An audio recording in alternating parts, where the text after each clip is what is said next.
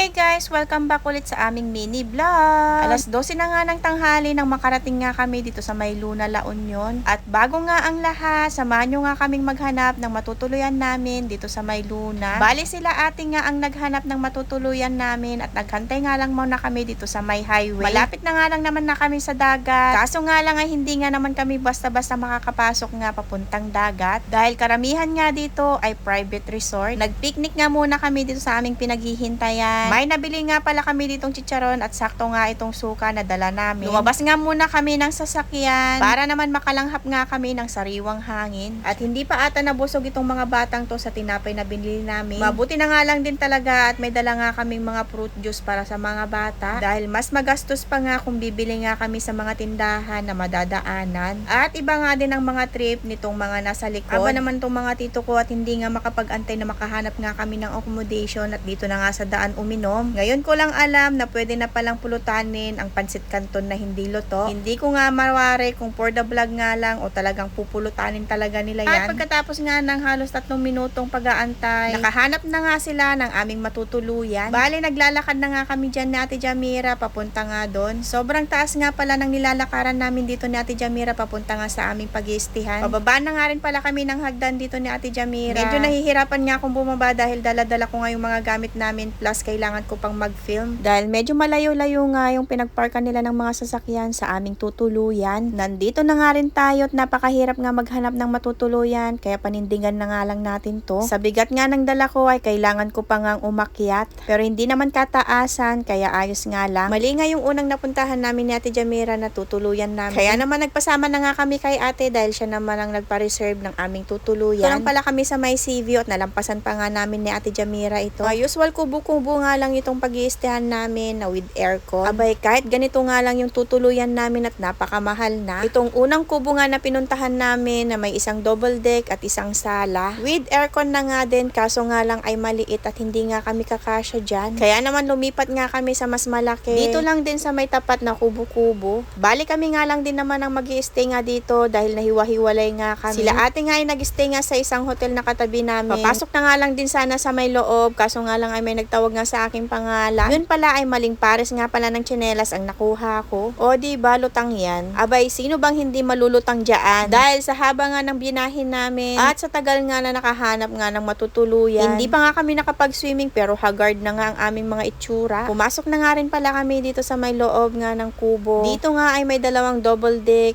merong TV at meron nga ding aircon. Nang makaayos na nga kami ng aming mga gamit, nagbihis na nga rin pala yung mga bata para makapag-swimming na nga rin sila. Tapat nga lang pala ng beach itong tinutuluyan nga namin. Tumakbo na nga rin pala itong si Achilles. Pinabantayan ko nga dito sa kanyang ate. Nagpunta nga rin pala ako sa tinutuluyan nga ng mga tita ko at mga pinsan. Ito nga yung pinuntahan nga namin ni Jamira kanina. Naakala ko nga ay dito nga kami mag-i-stay. Sa sobrang dami nga namin dito at hindi nga kami magkakasya kaya kinuhanan na nga kami ng ibang matutuluyan ni ate. Ang kinaganda nga ng tinutuluyan nila dito ay may kusina nga sila at may 2 kwarto. Lalong-lalo na nga at napakalakas nga ng aircon dito. Pero sakto nga lang sa kanila dahil napakadami naman nila. Yun lang mga mi for today's mini vlog. Thank you for watching.